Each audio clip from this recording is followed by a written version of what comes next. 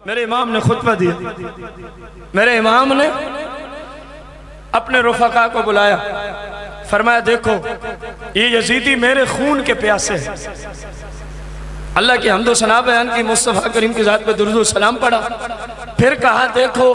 یہ یزیدی حسین کے خون کے، بلند آواز سے حسین کے خون کے، اب ہماری رات ظاہری زندگی میں، فرمایا آج کی رات آخری رات۔ انہیں پتا تھا سارا معاملہ تو نانے نے پہلے ہی سمجھا دیا تھا، مصطفیٰ کریم نے پہلے ہی بتا دیا تھا۔ فرمایا میرے رفقا آج ہماری، کل ہم اللہ کی رضا کے لیے شہادت کا جام۔ اب آپ مخاطب ہوتے ہیں پردہ دار بیویوں کی طرف، سیدہ زینب سلام اللہ علیہ کو فرماتے ہیں کہ دیکھ میری ہمشیرہ اور بہن، میرے بعد میرے قافلے کی سپہ سالار تو ہی ہے، میرے بعد میرے قافلے کی سپہ سالار، یہ چھوٹی چھوٹی بچیاں اور میری بیویاں، ان سب کی سپہ سالار اے زینب تو ہی ہے۔ میں تجھے اللہ سے ڈراتا ہوں اور تجھے تلقین کرتا ہوں کہ جب میں اور میرے رفقا شہید ہو جائیں، تو نے بے صبری، بلند آواز سے بے صبری، یہ تعلیمات کن کی ہیں؟ امام جب ہم سارے شہید ہو جائیں اور جس حال میں ہوں گے وہ بھی بتا دیا، اور پھر آپ کو جہاں جہاں لے جایا جائے گا وہ بھی بتا دیا۔ فرمایا میری بہن تو نے صرف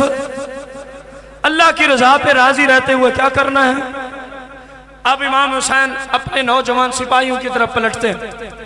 فرمایا یہ دیے جل رہے ہیں، ان کو بجھا دیا جائے، ان کو بجھا دیا جائے۔ فرمایا لوگوں، اے میری جان پہ قربان ہونے والوں،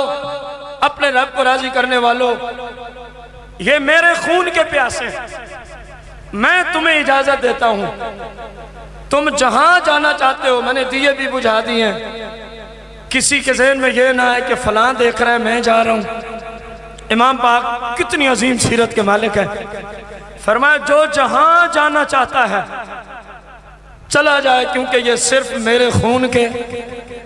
میں تو رب کی رضا کے لیے یہ قربانی پیش کروں گا، ہر حال میں کروں گا۔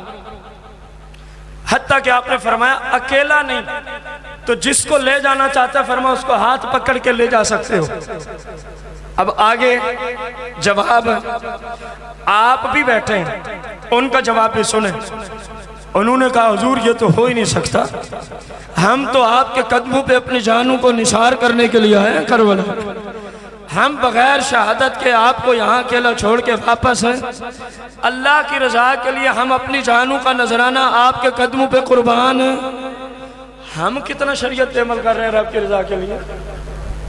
انہوں نے جانوں کا نذرانہ پیش کیا، ہم اسلام پہ کتنا عمل کر رہے ہیں ذرا غور کیجئے گا۔ جب امام نے دیکھا نا یہ واپس جانے والے، امام حسین نبی نہیں ہے، پہلا عقیدہ، امام حسین کی شان نبیوں کے برابر بہت اونچی ہے، لیکن نبیوں کے برابر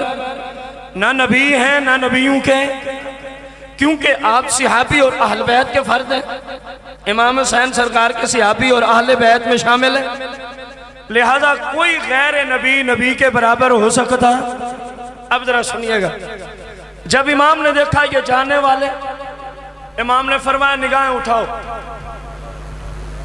اپنی نگاہیں اٹھاؤ، کربلا میں بیٹھے ہیں، امام پاک کا حکم ہوا، اپنی نگاہیں اٹھائیں، سارے پردے ہٹ گئے، سامنے جنت کے محل نظر آ رہے ہیں، اور میرا امام ایک ایک سپاہی کو فرما رہا ہے، نام لے لے کے فرمایا یہ دیکھ یہ تیرا محل ہے، یہ دیکھ یہ تیرا محل ہے، یہ دیکھ یہ تیرا۔ اب جملے غور سے سننے، لوگوں کے جو نبی ہیں، اللہ کرے آپ کو سمجھ آ جائے، لوگ جس نبی کا کلمہ پڑے ہوئے ہیں وہ کہتے ہیں ہمارا نبی دیوار کے پیچھے چپ کیوں ہو گئی؟ لوگوں کا نبی، میں اپنے نبی کی بات نہیں کر رہا، لوگوں کا نبی دیوار کے پیچھے کی بات اور چیز کو دیکھ اور جس نبی کا میں نے اور آپ نے کلمہ پڑھا ہے، ان کا صحابی، ان کے اہل بیت کا فرد، ان کا لخت جگر، ان کا شہزادہ خود تو خود کربلا والوں کو کربلا میں بٹھا کر جنت کے نظارے کرا رہا ہے۔ معلوم ہوا کہ عقیدہ ادھر سچا ہے جہاں یہ نظریہ ہے کہ مصطفیٰ کے شاگرد بھی جنت دکھا سکتے ہیں، اور جن کا نبی نہیں دکھا سکتا وہ مرزا غلام محمد قادیانی کے پیروکار۔ مرزا غلام محمد قادیانی کو دیوار کے پیچھے کسی چیز کا علم، وہ جب بھی بولیں تو سمجھا کرو یہ قادیانیوں کے نبی کے بارے میں بات ہو رہی ہے، کیونکہ جس نبی کا ہم نے کلمہ پڑھا ہے ان کے شاگردوں کا یہ عالم ہے کہ کربلا میں کھڑے ہو کے جنت کا نظارہ کرا دیا۔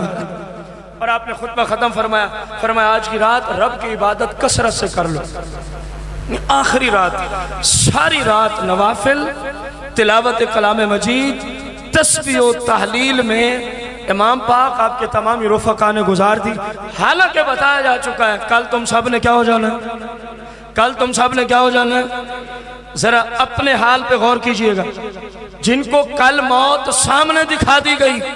وہ ساری رات سوتے نہیں ہیں بلکہ رب کی عبادت میں لگے ہوئے ہیں اور دعائیں مالک ہم سے راضی ہو جائے، یا اللہ ہم تیری رضا کے لیے سب کچھ کر رہے ہیں، یا اللہ ہم سے کیا ہو جا، راضی ہو جا۔